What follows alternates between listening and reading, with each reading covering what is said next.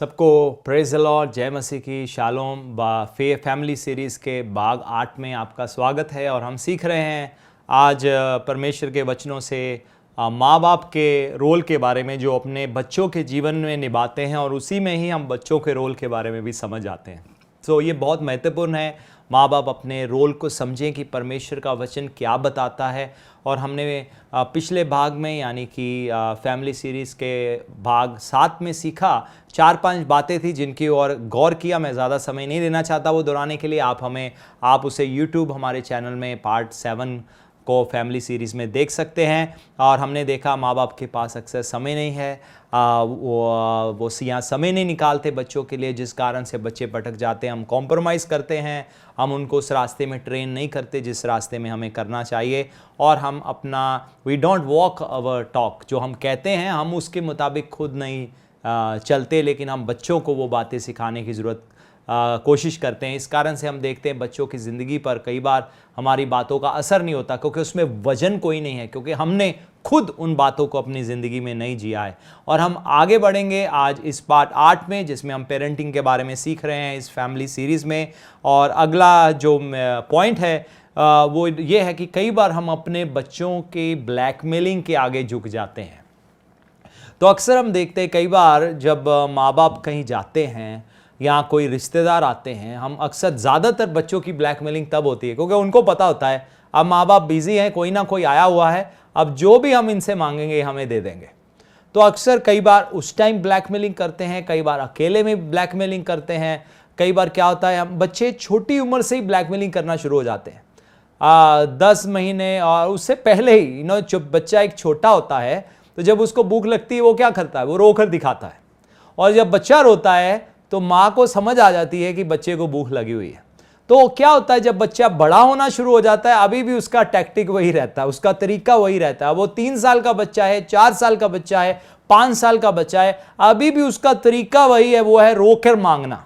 जैसे माँ जब छोटा था बहुत रोता था, दूध एकदम मिल जाता था, उसको लगता है आज मैं फिर रहूंगा तो मुझे टॉय मिल जाएगा, आज मैं रहूंगा मुझे टॉफी मिल जाएगी, आज मैं रहूंगा तो मुझे चॉकलेट मिल जाएगी। जब तक नहीं रहूंगा तब तक कुछ नहीं मिलेगा, अगर रहूंगा तो सब कुछ मिल जाएगा।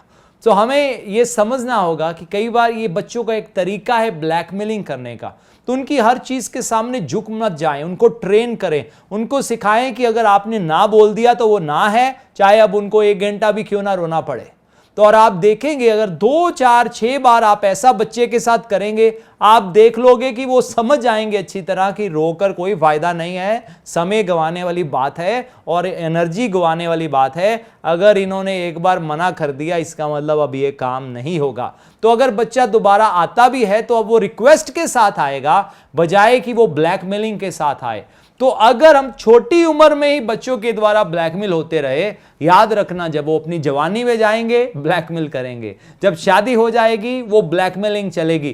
क्यों? क्योंकि वो आदत बच्चों को बचपन से ही है। जो वो अभी 1 महीने का ही था, 15 दिन का ही था, 20 दिन का ही था, रोकर दूध मांगना है, वही चीज बनी रहती है। हाँ, व्यवहार बदल जाता है, मांगने के तरीके बदल जाते हैं, लेकिन बहुत सारी चीजों में ब्लैकमेलिंग होता है। रूठ जाते हैं, नाराज हो जाएंगे, खाना नहीं खाएंगे, ऐसा नहीं खाएंगे। और अक्सर ये नौबत इसलिए आती है अगर हमने उनके बचपने में ही उनको ट्रेन नहीं किया। तो अक्सर हम देखते बहुत बार बच्चों को हम कई बार अपनी गलती से ही जिद्दी बना देते हैं। तो अगर हम शुरुआत में ही ध्यान रखेंगे वो वैसा नहीं करेंगे। इसलिए उनकी ब्लैकमेलिंग्स के सामने मत झुके। सही सही है, गलत गलत है। बाइबल में लिखा है तुम्हारी हां की हां हो और ना की ना हो। उनको मालूम हो अगर मम्मी पापा ने ना कर दिया तो वो ना है, वो काम नहीं बनेगा, चाहे 2 घंटे भी वो बच्चा रोता क्यों ना रहे। 2 घंटे रोएगा, 2.5 घंटे रोएगा, थक जाएगा और गहरी नींद सो जाएगा, उठेगा और भूल जाएगा। लेकिन कहीं ना कहीं कम से कम ये बात उसके अंदर पड़नी शुरू हो जाएगी, पिछली बार मैं 2 घंटे रोया, फायदा नहीं हुआ, तो आज मुझे क्या फायदा होगा। आप देखेंगे उसका व्यवहार बदलना शुरू हो जाएगा। आप देखेंगे इस कारण से बच्चा आज्ञाकारी हो जाएगा, वो जल्दी आपकी बात को मानना शुरू कर देगा। और फिर आपको रिश्तेदारों के आगे जाकर भी एम्बैरेस नहीं होना पड़ेगा, जहां अक्सर बच्चे कई बार मौका पाकर किसी ना किसी रीति से ब्लैकमेलिंग करने की कोशिश करते हैं। इसलिए नहीं कि वो ब्लैकमेलर्स हैं, लेकिन ये इसलिए है क्योंकि उनको लगता है कोई भी अपनी जिद मनानी है, कोई भी चीज प्राप्त करनी है, तो ये एक तरीका है जो हमेशा हमारे माँ बाप के ऊपर कार्य करता है। तो आपको वो तरीके को अपने ऊपर कामयाब होने नहीं देना। बच्चे के हर रोने की आवाज़ सुनकर हमेशा वो चीज़ उनको खरीद ना दें, क्योंकि भविष्य को आप खराब कर रहे हैं। बहुत सारे माँ बाप ऐसा करते हैं। कई बार, बहुत बार बच्चों के दादी दादा और नाना नानी भी कई बार ऐसी गलती कर बैठते हैं, क्योंकि अक्सर बच्चों से प्यार है। और कई बार हम देखते हैं परिवार में पिता मना करेगा, माँ हाँ कर देगी, माँ हाँ कर देगी, पिता मना कर देगा। तो कई बार हम देखते हैं बच्चे बहुत चालाक होते हैं। पहले वो पापा के पास आएंगे, पापा ने मना कर दिया तो मम्मी के पास जाएंगे, मम्मी ने मना कर दिया तो दादी के पास जाएंगे, दादी ने मना और फिर जब उनको चीज़ मिल जाएगी हम पूछेंगे कैसे मिला, और उन्होंने ले दिया, दादाजी ने दे दिया, दादी ने ले दिया, मम्मी ने ले दिया। तो आपने तो मना कर दिया था, लेकिन मम्मी से पूछा, मम्मी मान गई। देखो आप उनकी चालाकी देख रहे हो। तो आपको इन बातों के प्रति गौर करना होगा। आपके परिवार में सहमति होना चाहिए कि अगर कोई चीज़ मना की है, इसका मतलब ये नहीं है हम सिफारिश कहीं और लेकर जाएंगे और वो गलत चीज़ कोई और मान बैठेगा। ऐसे बच्चे वो नहीं बन पाएंगे जो उन्हें बनना चाहिए। तो अगर आप सच में चाहते हो आपको जब बच्चे बड़े हो जाएं आंसू ना बहाने पड़े, तो आज ही ये बातों को प्लीज कृपया करके मैं रिक्वेस्ट करता हूं, इन बुद्धि की बातों को अपने जीवन में और अपने बच्चों के जीवन में लागू करो। आगे जाकर आपको बहुत फायदा होगा, आपको बहुत आनंद मिलेगा। अगली बात जो मैं करना चाहता हूं वो है, हम कई बार बच्चों को उनका अच्छा बिहेव टीच करने के लिए उनको रिश्वत देते हैं। आप समझ रहे हो रिश्वत क्या होती है? अगर तुमने अगर मेरी बात मानी ना तो तुम्हें टॉफ़ी मिलेगी। खाना खा लो, अगर खाना खा लोगे तो तुम्हें टॉफ़ी मिलेगी। तो अब ये है बच्चा क्यों खाना खा रहा है? क्योंकि उसको टॉफ़ी का लालच है। जाओ मेरे लिए ये काम कर दो, अगर तुम मेरे लिए ये काम कर दोगे तुम्हें 1 रुपया मिलेगा, या 2 रुपये मिलेंगे, या 10 रुपये मिलेंगे, या वटएवर। तो अक्सर देखते हैं कई बार बच्चों से अच्छा काम कराने के लिए हम उनको रिश्वत देते हैं और हम उनको ब्राइब्स ऑफर करते हैं, क्योंकि ये गिफ्ट नहीं होता, ये ब्राइब होती है। जब हम उनसे कुछ अच्छा कराने के लिए या अपना काम निकालने के लिए उनको कोई लालच देते हैं, ये एक तरीके की रिश्वत ही है। और अब बच्चे को आदत पड़ जाती है और उसको लगता है कि अगर माँ बाप ने मेरे से कोई काम कराना है, मुझे क्या दोगे? मेरे से सेवा करानी है, मुझे आपने कौन सी जायदाद दे दी है जो मैं आपकी सेवा करूं? तो अक्सर हम देखते हैं कई परिवारों में ये होता है। लेकिन क्या आप एहसास कर पाए आज उसकी बुद्धि ऐसे क्यों बनी? वो बच्चा ऐसे को बन गया क्योंकि कहीं ना कहीं बचपन में हमने उसको ये सिखा दिया कि अगर तुम अच्छा व्यवहार करोगे, हमारी सेवा करोगे तो तुम्हें ये मिलेगा। तो हर चीज में एक सेल्फिशनेस जुड़ जाती है, बच्चा सेल्फिश मोड में चला जाता है। इसलिए जब बड़ा होता है उसको लगता है पता नहीं माँ बाप ज्यादा देंगे कि नहीं देंगे, चलो छोड़ो, पर इनके पास तो कुछ देने को बचा ही नहीं, छोड़ो अब इनकी क्या सेवा करनी है। क्योंकि हमने बच्चे के अंदर अच्छा व्यवहार नहीं डाला, लेकिन अच्छा व्यवहार डाला तो है लेकिन उसके साथ एक रिश्वत जोड़ दिया। तो जब रिश्वत नहीं दिखेगा वो व्यवहार नहीं करेगा। इसकी बजाय आपको उनके हृदय पर गौर करना है। आपको गौर करना है वो अनसेल्फिश एजेंडा लेकर, यानी कि निस्वार्थ, उनके अंदर बिना स्वार्थ के उनके अंदर ये चाहत हो कि मुझे माँ बाप की सेवा करनी है, चाहे मुझे कुछ मिले या ना मिले, मुझे माँ बाप से कोई फायदा मिले या ना मिले, लेकिन ये परमेश्वर की नजरों में अच्छा है और ये परमेश्वर को भाता है, इसलिए मैंने वो काम करना है जो सही है। हम अक्सर जब बच्चों के एग्जाम आते हैं हम कई बार उनको लालच दे देते हैं, बच्चों अगर अच्छे नंबर लेकर आओगे ये करेंगे वो करेंगे। इसकी बजाय हम उनको समझाएं कि बच्चों अगर तुम ऐसा करोगे कल को तुम्हारा भविष्य खूबसूरत हो जाएगा, तो कल को तुम्हारा भविष्य निखर जाएगा। क्योंकि मुझे पक्का यकीन है अगर अच्छे नंबर ना भी लाए तो भी आप उनको साइकिल ले दोगे, अगर अच्छे नंबर ना भी लाए तो भी मोटरसाइकिल ले दोगे। जब मैं स्कूल में पढ़ता था वो बच्चे जिनके अच्छे नंबर नहीं आते थे उनके पास मोटरसाइकिल थे, तो जो अच्छे नंबर लेके आते थे उनमें से बहुत सारे ऐसे थे जिनके पास मोटरसाइकिल स्कूटर नहीं थे। तो बिगड़े बच्चों के पास, जो हमारे स्कूल के बिगड़े बच्चे थे, उनके पास ज्यादा महंगे मोटरसाइकिल थे, उनकी जेब में ज्यादा पैसे होते थे, वो ज्यादा बेहतर कपड़े पहनते थे। तो इसका मतलब क्या है? माँ बाप ने जो बच्चों के साथ भलाई करना उन्होंने करना ही करना है, क्योंकि उनका हृदय ऐसा है। तो उसकी बजाय हम बच्चों को ट्रेन करें कि इसका कल को उनको फायदा क्या होगा, लेकिन उनको लालच दे देकर काम करना ना सिखाए। तो हम अक्सर देखते हैं जब किसी जानवर को ट्रेनिंग दी जाती है या कुत्तों को ट्रेनिंग दी जाती है, आप देखोगे सर्कस में कैसे वो सर्कस वाले एक शेर को भी ट्रेनिंग दे देते हैं और कैसे कोशिश करते हैं जानवरों को रस्सी पर चलाते हैं। शेर को आग के गोले में से छलांग लगानी बताते हैं, और जो उनको सिखाने वाला उनका मास्टर ट्रेनर कहता है झुक जाओ, वो झुक जाएगा, खड़े हो जाओ, खड़े हो जाएगा। वो अपना हाथ शेर के मुंह में डाल देता है, शेर उसको कुछ नहीं कहता। कारण क्या है? उसकी नजर बोटी पर लगी हुई है। उसको मालूम है कि अगर मैं वो करूं जो मेरा मालिक मुझे करने को कहता है, तो उसके अंदर लालच है, और इसलिए वो बेशक शेर है लेकिन वो रस्सी पर चलने को भी तैयार हो जाएगा, क्योंकि उसको पता है मुझे बोटी मिलेगी। बच्चों की ट्रेनिंग ऐसे नहीं की जाती जैसे जानवर की ट्रेनिंग की जाती है। बच्चों को निस्वार्थ अच्छा व्यवहार दिखाने की ट्रेनिंग दी जाती है।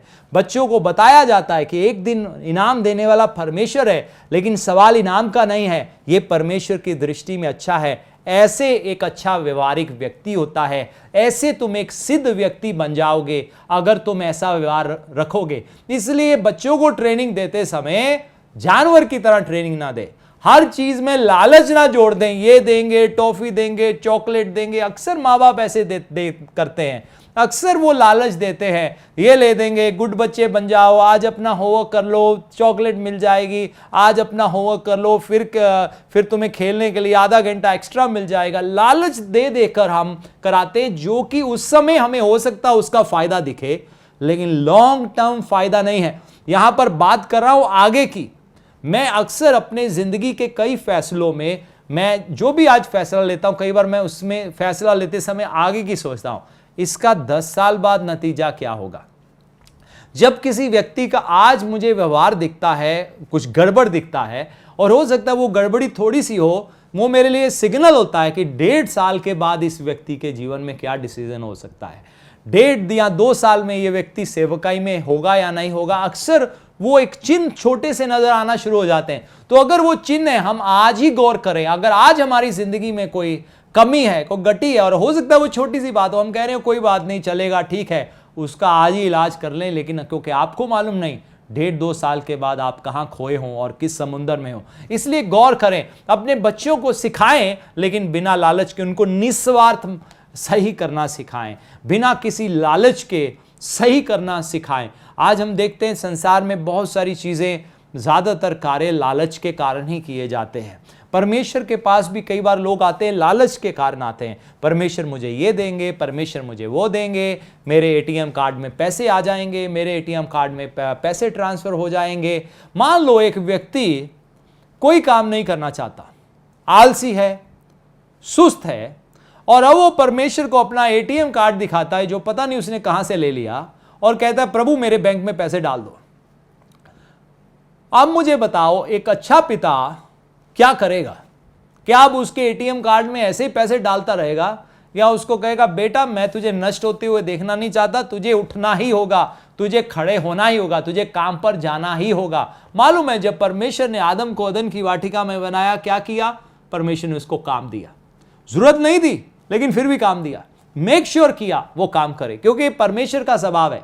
प्रभु यीशु मसीह ने कहा मैं और पिता हमेशा कार्य करते हैं, हम हमेशा काम में लगे रहते हैं। प्रभु यीशु मसीह ने कहा मैं जा रहा हूं और तुम्हारे लिए जगह तैयार कर रहा हूं।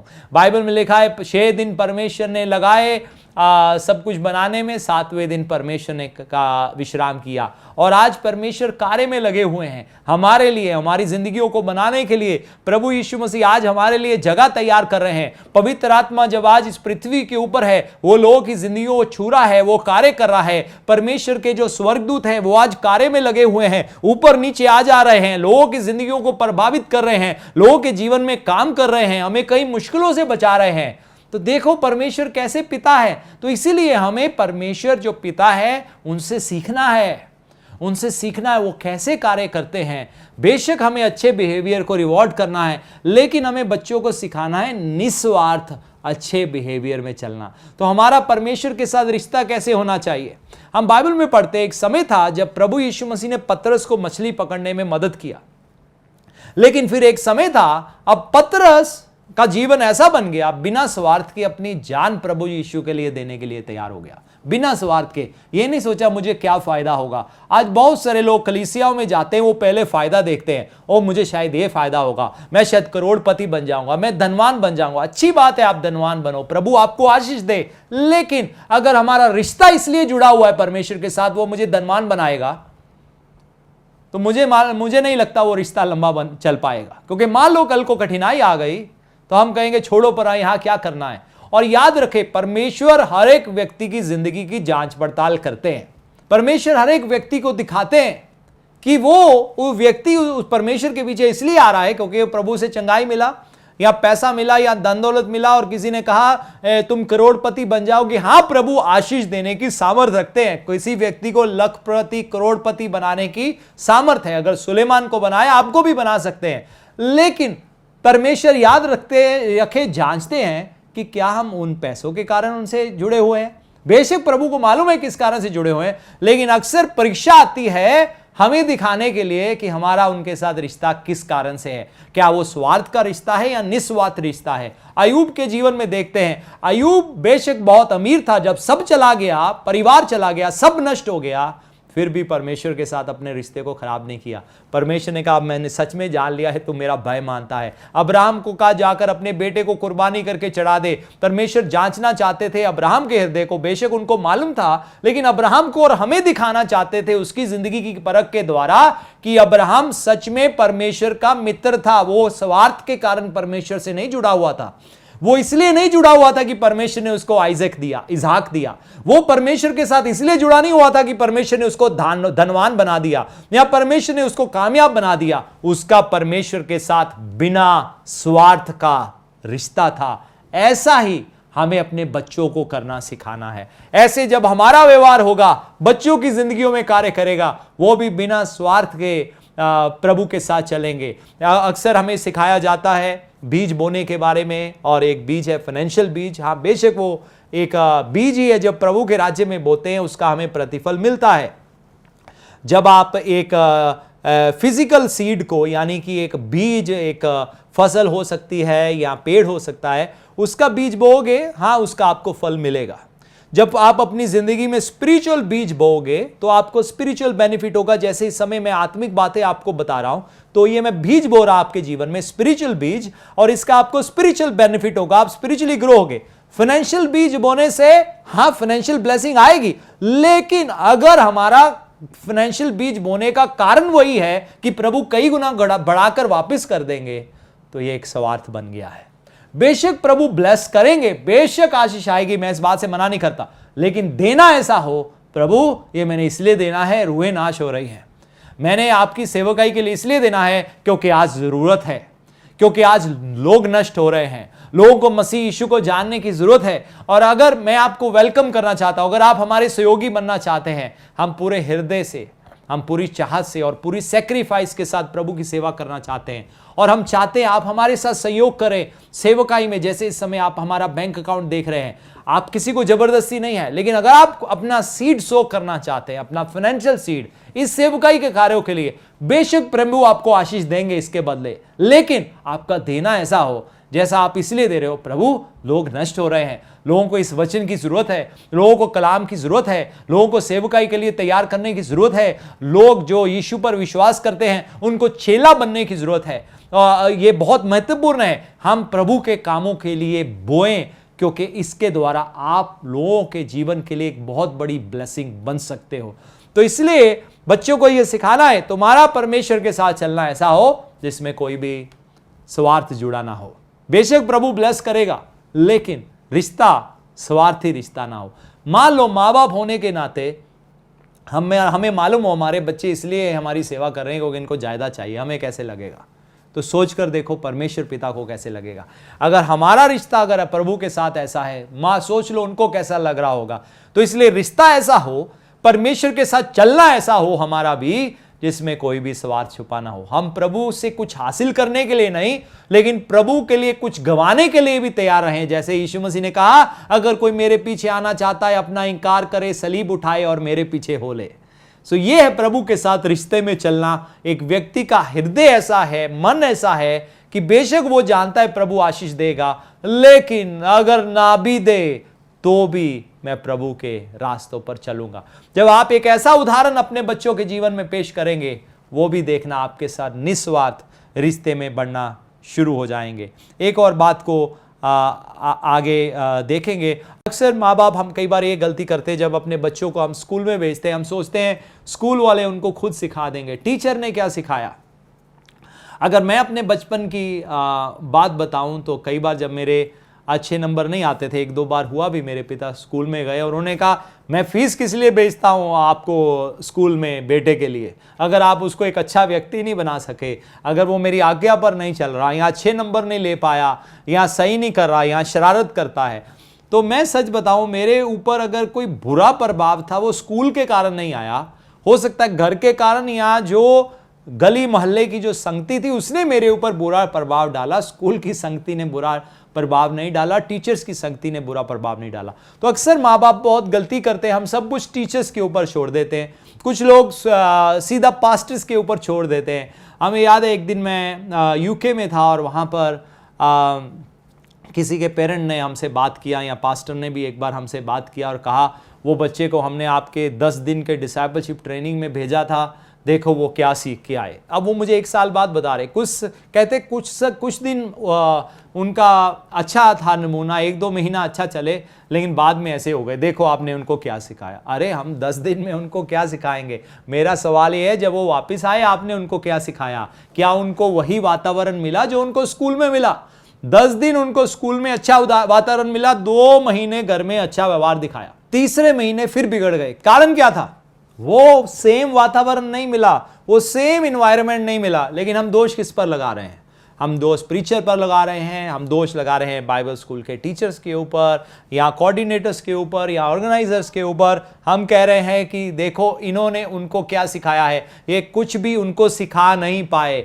तो अक्सर जो घर का माहौल है बहुत ज़्यादा महत्वपूर्ण है, किसी भी स्कूल टीचर से बढ़कर, प्रिंसिपल से बढ़कर, पास्टर से बढ़कर, बाइबल स्कूल ट्रेनर से बढ़कर, ये माँ बाप की जिम्मेवारी है। आप अपने घर में ऐसा माहौल बनाएं कि जब वो सीख कर आते हैं घर आएं और वो और बेहतर होते चले जाएं, और बेहतर होते जाएं, और ऐसे हम परमेश्वर की खूबसूरती में उनको बढ़ते हुए देखने पाएंगे। हालेलुया। मैं विश्वास करता हूँ आपने इस भाग 8 में बहुत कुछ सीखा है और प्रभु ने आपको आशीष दिया है। लेकिन मैं चाहता हूँ आप हमारे साथ जुड़े रहें और पार्ट 9 को देखना ना भूलें। वो आखिरी पार्ट है फैमिली सीरीज का, लेकिन बहुत सामर्थ्य होने जा रहा है। मैं विश्वास करता हूं फैमिली सीरीज का हम एक बहुत खूबसूरत अंत देखने जा रहे हैं। प्रभु अच्छी अगुवाई करेगा। और याद रखें, बाइबल में लिखा है शुरुआत से अच्छा अंत होता है। किसी की भी बात के शुरुआत से अच्छा उसका अंत है। यानी कि प्रभु ने बच्चे दिए, धन्यवाद। 1 साल बहुत अच्छे हैं, धन्यवाद। 2 साल बहुत अच्छे हैं, धन्यवाद।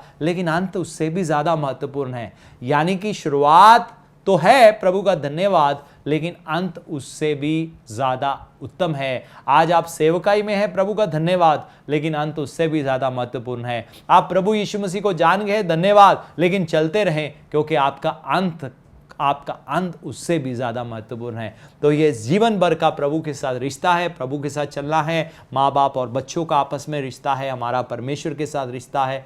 इसमें चलते बढ़ते जाएं। मैं आपके लिए प्रार्थना करने जा रहा हूँ, और अगर आपके घर में बच्चे हैं, आप चाहते हो हम उनके लिए प्रार्थना करें, अगर आप कमेंट बॉक्स में, चाहे आप हमें यूट्यूब पर देख रहे हैं, तो हम चाहते हैं आप ज़रूर, अगर कमेंट सेक्शन है, कमेंट सेक्शन में प्लीज़ उनका नाम लिख दीजिए। अगर आप लिख सकते, नहीं लिख सकते कोई बात नहीं, लेकिन लिख सकते हैं तो लिखें, क्योंकि हमारे इंटरसेसर्स, हमारे पास्टर्स हमारे साथ मौजूद हैं। वो आपके लिए प्रेयर करेंगे, आपके बच्चों का नाम लेकर उनके लिए प्रार्थना करेंगे कि परमेश्वर उनको बहुतायत से आशीष दें। आपके लिए आशीष का कारण बन जाएगी ये प्रार्थना, मैं विश्वास करता हूँ। लेकिन याद रखें, जैसे मैंने पिछले भाग में भी कहा, सिर्फ प्रार्थना से नहीं चलेगा।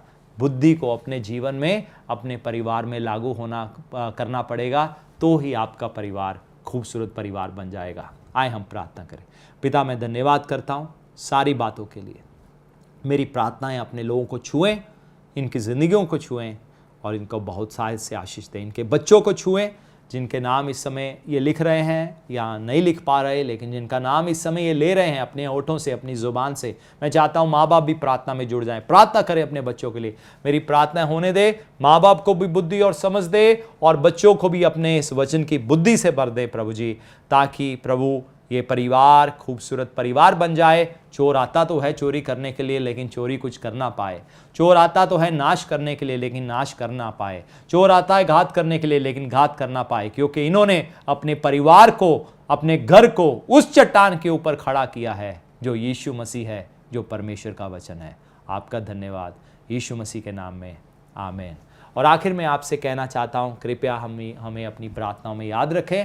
और जैसा इस समय आप नीचे स्क्रीन में देख रहे हैं, ये हमारा बैंक अकाउंट डिटेल्स हैं, हमारे साथ जुड़ जाएं। अगर आपने अपने दशमांश, अपनी भेंट परमेश्वर के कार्य के लिए देना चाहते हैं, कृपया ज़रूर दें, हमारे साथ सहयोगी बन जाएं, ताकि परमेश्वर ने जो हमें एक बड़ा दर्शन दिया है, क्योंकि परमेश्वर बड़े हैं, परमेश्वर का दर्शन भी बड़ा है, उस दर्शन को हम आगे बढ़ा सके। जो बाइबल स्कूल है, बाइबल ट्रेनिंग प्रोग्राम्स है, आने वाले दिनों में जो ज़मीन खरीद रहे हैं उसके ऊपर ट्रेनिंग फैसिलिटी बना रहे हैं, और कलीसियाओं का जो काम चलना है, जहाँ भवन नहीं है, जहाँ इमारतें नहीं हैं, जहाँ ज़मीन नहीं है, वहाँ ज़मीन लेनी है। प्रभु के लोगों को सेवकाई के लिए तैयार करना है, खड़ा करना है। और बाइबल में लिखा है, गरीबों को भी, अनाथों को भी याद रखो। तो जो भी हम अलग अलग रीति से सेवा कार्य करते हैं, हम चाहते हैं आप हमारे साथ उस सब में आप हमारे साथ पार्टनर्स बन जाएं। हो सकता है आप एक बार का सीड देना चाहते हो, जैसे मैंने फाइनेंशियल सीड का बात किया, बेशक प्रभु ब्लेस करेंगे, लेकिन हृदय ऐसा हो जिसमें कोई स्वार्थ जुड़ा नहीं हो। हम इसलिए देते हैं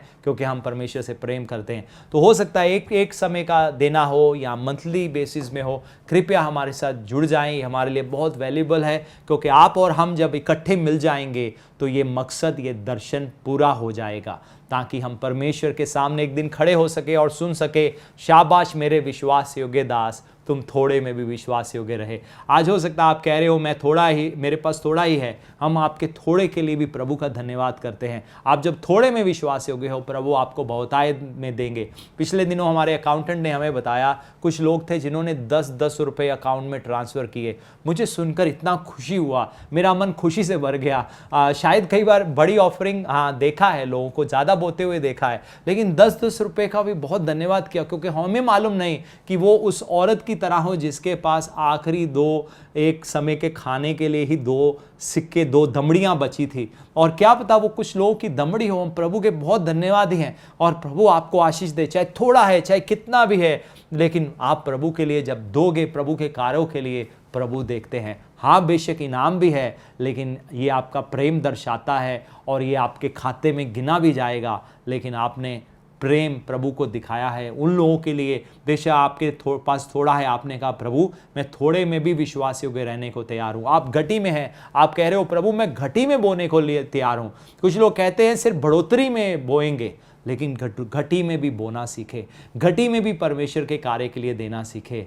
और परमेश्वर जब आपकी ज़िंदगी में देखेंगे, प्रभु कहेंगे ये मेरा प्रिय बेटा है, ये मेरी प्रिय बेटी है, इससे मैं प्रसन्न हूँ। प्रभु आशीष दे। और जैसे इस समय आप बैंक डिटेल्स देख रहे हैं, याद रखें ये सिर्फ इंडियन बैंक्स के लिए है, ये फॉरेन बैंक्स के लिए नहीं है। अगर आप इंडिया में हैं, आपका इंडिया में या बैंक अकाउंट है, वहाँ से आप ट्रांसफ़र कर सकते हैं, या अपनी ऐप्स के द्वारा, अगर इंडियन ऐप्स है, इंडियन बैंक अकाउंट है, वहाँ से आप ट्रांसफ़र कर सकते हैं। लेकिन अगर आप किसी कारणवश हमारे इस बैंक में ट्रांसफ़र नहीं कर सकते और आप हमारी मिनिस्ट्री को देना चाहते हो, तो नीचे दो नंबर दिए गए हैं, उसको आप नोट कर लीजिए और आप उस पर संपर्क कीजिए, और आपको बता दिया जाएगा कैसे आप हाउस ऑफ वर्शिप सेवकाई में अपने दान, दशमांश, अपने भेंट, अपने डोनेशंस आप प्रभु के सेवा कार्य के लिए भेज सकते हो। बहुत धन्यवाद। प्रभु आपको आशीष